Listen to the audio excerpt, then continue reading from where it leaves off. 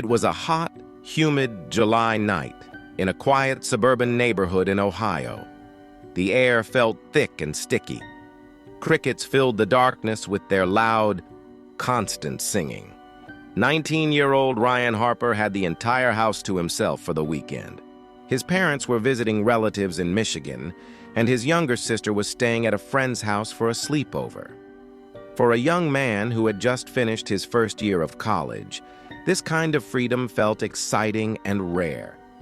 Ryan spent most of the afternoon swimming in the family pool, enjoying the cool water under the hot sun. In the evening, he ordered a large pepperoni pizza and carried it out to the backyard.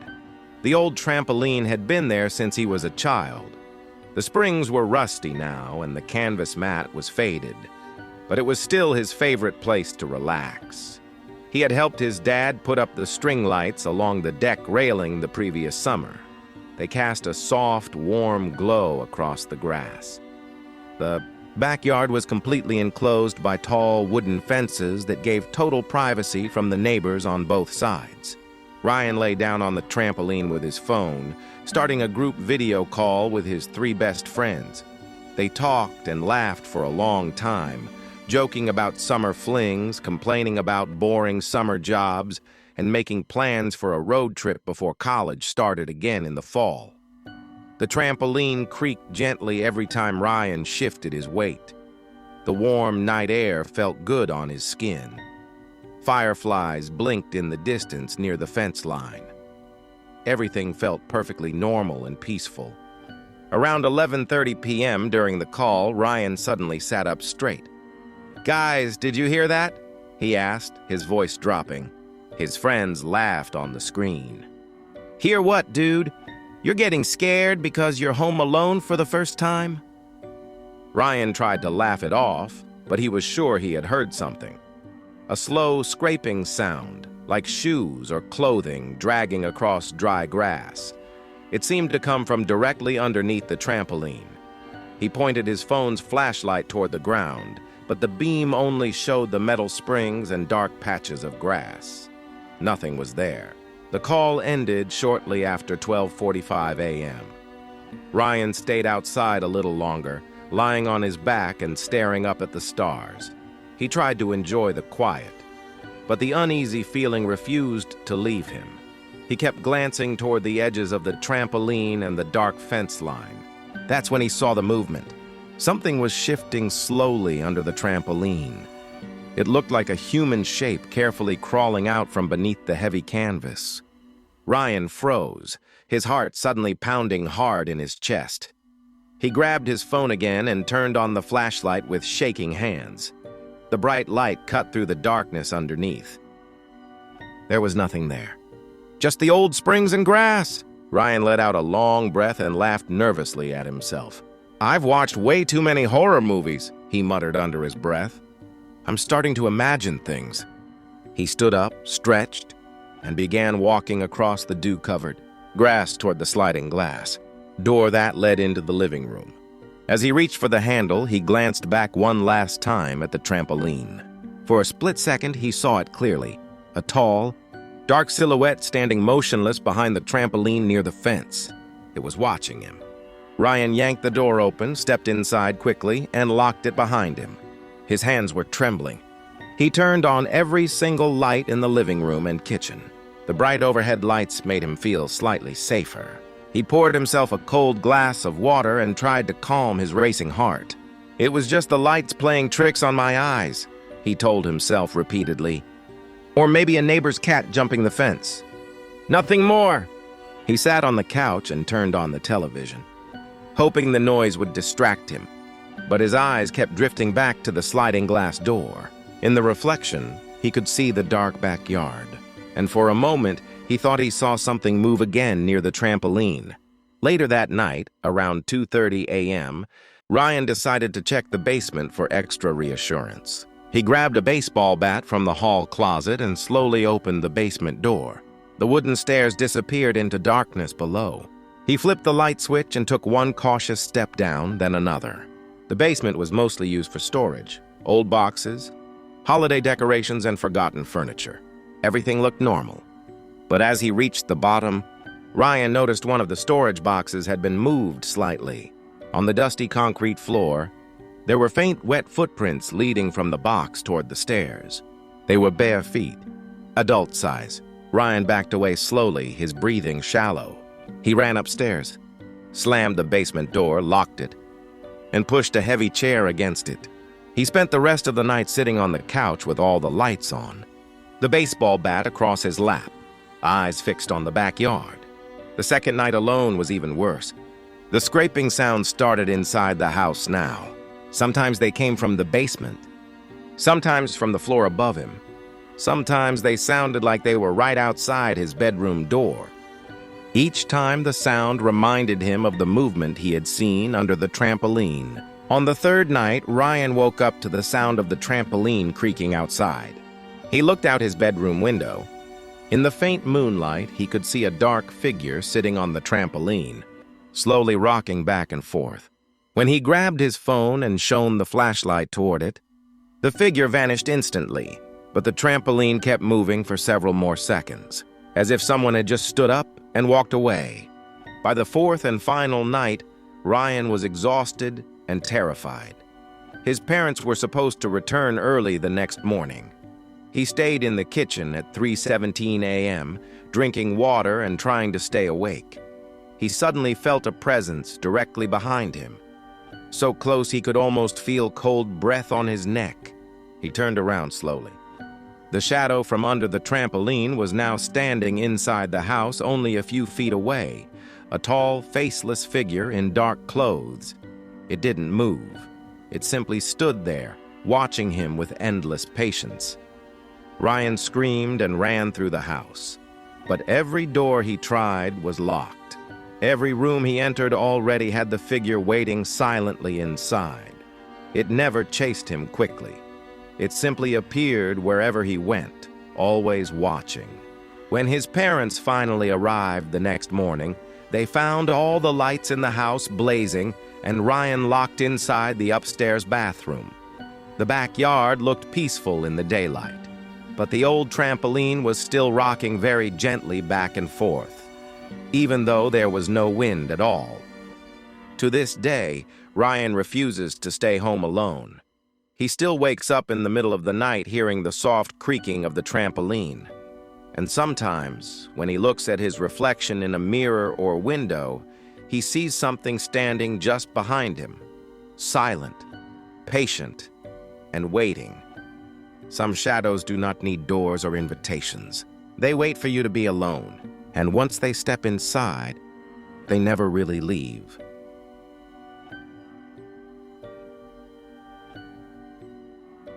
It was the summer of 2025 in suburban Michigan. The kind of endless, sticky July where the days blurred together and the nights never seemed to cool down. For 17-year-old Tyler Brooks, that summer backyard became the place where time itself started to break. Tyler's family had just moved into a quiet cul-de-sac house with a large fenced backyard. His parents worked long hours, and his older sister was away at college. For the first time, Tyler had the house, and especially the backyard, mostly to himself. He loved it. He set up a hammock between two old oak trees, strung fairy lights along the fence, and spent every evening out there listening to music, playing games on his phone, or just staring at the stars. The first few weeks felt perfect. Warm summer nights, fireflies dancing above the grass, the distant sound of neighborhood kids playing.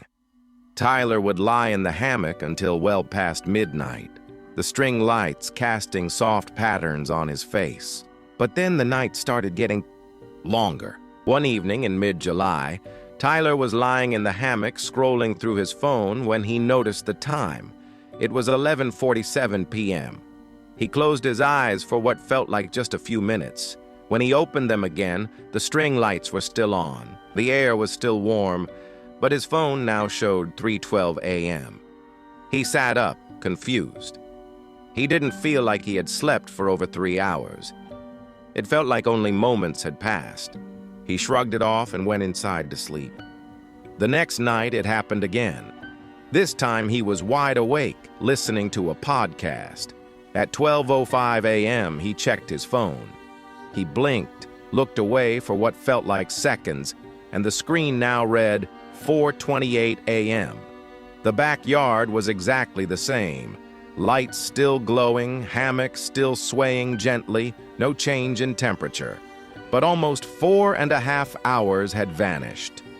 Tyler started keeping a notebook. He wrote down the exact times he noticed the jumps.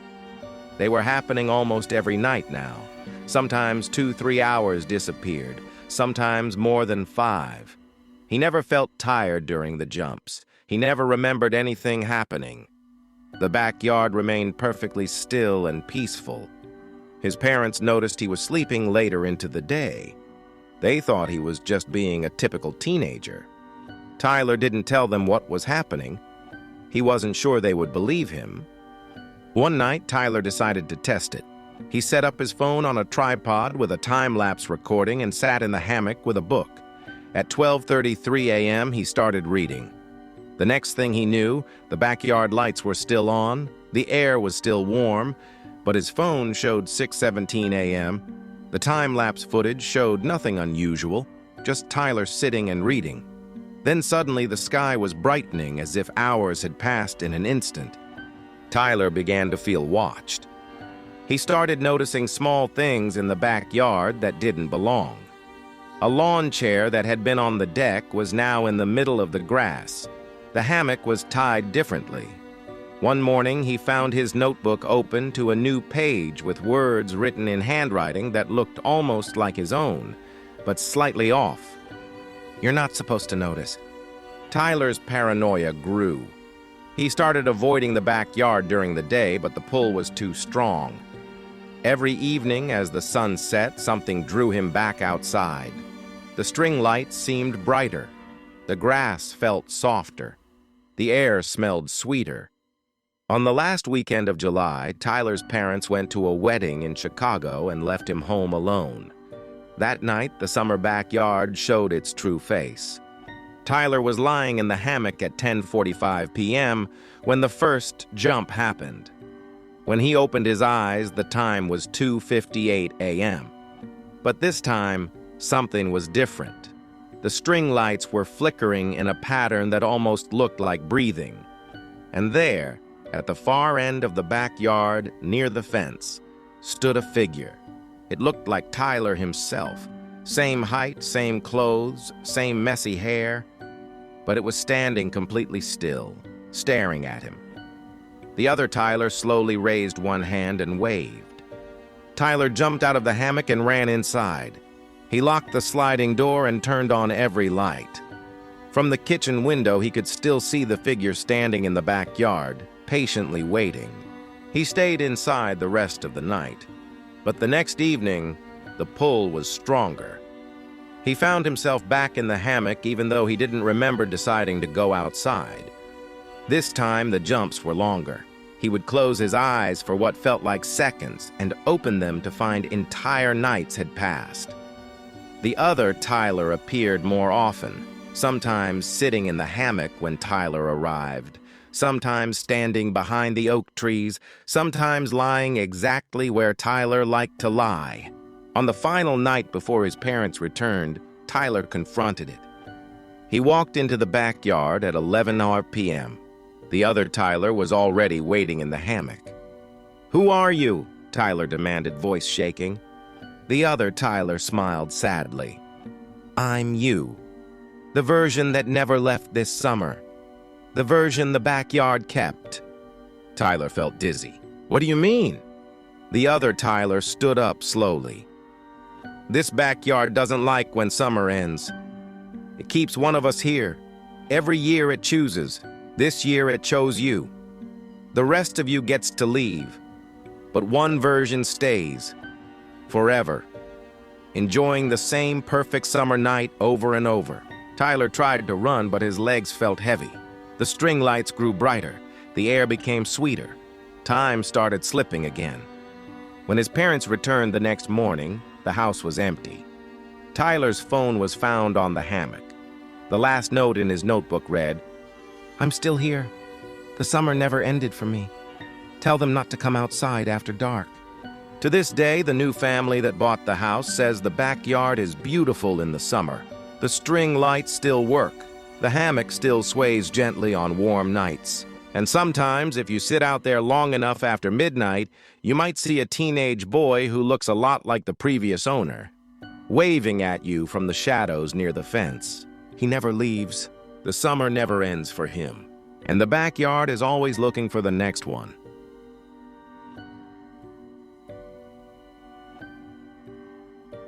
It was the summer of 2017. A group of 5 friends decided to spend a week at an old lakeside cabin in the remote woods of northern Wisconsin. What was supposed to be a fun, nostalgic trip turned into a nightmare that none of them ever fully escaped. The cabin belonged to Jake's grandfather. It had been empty for almost 10 years since the old man passed away. Jake convinced his friends, Mia, Tyler, Sarah, and Ethan, that it would be the perfect place for one last summer adventure before college and real life took over. The drive up was beautiful. Tall pine trees, quiet roads, and the promise of swimming in the private lake. When they arrived at dusk, the cabin looked exactly like Jake had described. Rustic, 2 stories, large wooden deck overlooking the dark water. The forest surrounded the property on 3 sides. The lake was calm and black. The first 2 days were perfect. They swam, grilled food, told stories around the campfire, and stayed up late playing games. The cabin had no Wi-Fi and poor cell service, which made everything feel more adventurous. On the 3rd night, things changed. They were sitting on the deck around 11:30 p.m. when Mia noticed something in the water, a small light moving slowly under the surface of the lake, far from the shore. It looked like a flashlight. They all watched it for several minutes until it disappeared. "Probably just fish or something," Jake said, laughing it off. But Sarah, who had been quiet, spoke up. "My grandfather used to tell stories about this lake. He said people used to disappear here in the 80s. They called it the waiting water." The group laughed, but the mood shifted. That night, Tyler woke up to the sound of footsteps on the wooden deck. He looked out the window. The deck was empty. But when he went back to bed, he heard whispering right outside his window, a child's voice calling his name. The next morning, Ethan found wet footprints leading from the lake up to the cabin door. The prints were small like a child's, but no one had gone swimming the previous night. The friends started feeling uneasy. They decided to leave a day early, but when they tried to start the cars, none of them would turn over. The batteries were completely dead. As the sun set on the 4th night, the lake became active. Lights moved under the water again. This time, multiple lights. They formed a circle and slowly moved toward the shore. The friends watched from the deck, too scared to move. Then the whispering started. It came from the forest, from the lake, from inside the cabin. Voices of people they knew, dead relatives, old friends, even their own voices from years ago. Mia heard her grandmother calling her to come swim. Tyler heard his little brother who had drowned when they were kids. Jake heard his grandfather telling him to come home. Sarah was the first to break. She ran toward the lake, screaming that her mother was calling her. The group barely pulled her back before she reached the water. That night, the cabin came alive. Doors opened and closed by themselves. Footsteps ran up and down the stairs. The whispering turned into laughing. The laughing turned into screaming. Ethan disappeared first. They found his phone on the dock, still recording. The last video showed him walking calmly into the lake, smiling, saying, "I'm coming, Dad." Tyler went next. He walked into the forest, following a voice that sounded exactly like his ex-girlfriend, who had died in a car accident 2 years earlier. By sunrise on the 5th day, only Jake and Mia were left. They barricaded themselves in the main bedroom. The whispering was now right outside the door. Jake's grandfather's voice spoke softly through the wood. "You brought them here, Jake. The lake was hungry. It has been waiting since 1987. Mia started crying. She remembered now. Jake had told her the full story on the drive up, but made them promise not to tell the others. In 1987, 5 teenagers disappeared from this exact cabin. They were never found. The lake had taken them. The door began to shake. The whispering turned into screaming. When the police finally searched the cabin 2 days later, after worried parents reported them missing, they found only Jake and Mia's phones. Both were still recording. The final recording on Mia's phone showed her walking hand in hand with a small girl toward the lake at sunrise. She was smiling peacefully. The little girl had no face. Jake was never found. The cabin still stands on the lake in northern Wisconsin. New owners come and go every few years. They always leave after one summer. They say on quiet nights in 2017 you can still hear laughter and whispering coming from the water. 5 young voices, laughing, calling, waiting. The lake is still hungry. It remembers every visitor, and it is always ready for the next group of friends looking for one last perfect summer.